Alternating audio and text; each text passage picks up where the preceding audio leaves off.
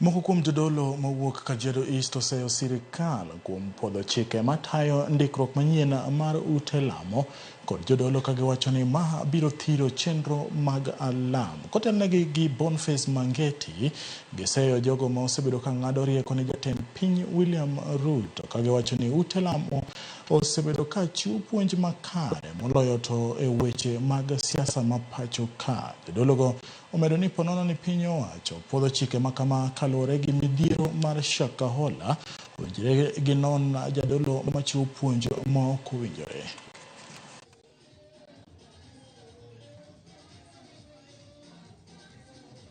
Haitakuwa vyema makanisa irejistiwe upya. Kama kuna mtu mmoja ana shida zake, mna uwezo wa kuchunguza, na tusiache mwili wa Kristo kayumba yumbe. Mahali popote panaitanishwa kwa jina la Mungu lazima paheshimike na paende vizuri. So na kuomba rais wanao kwa advice kwa njia inayofaa. Jambo kama hilo halijatupendeza na halijatia moyo wa Kristo na wachungaji. Kama ni kuhamasishwa ni sahihi kutuambie mambo yanavyofanywa, lakini kupunguza eti kuchucha eti kwa sababu ya Shakahola eti kuna mtu alifanya maovu, wacha ashikwe yeye mwenyewe yule aliyetenda maovu, ama hata kama Kitengela mara tupo, kama kuna naye tenda hilo afuatwe yeye mwenyewe.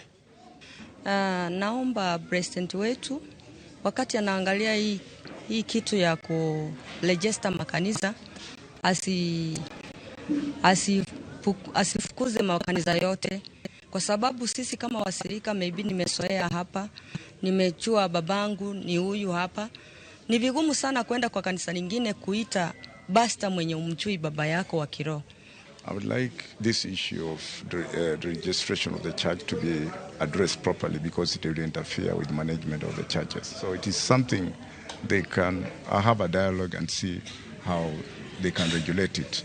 If there is anybody who is not following the regulation, let him or her be treated separately.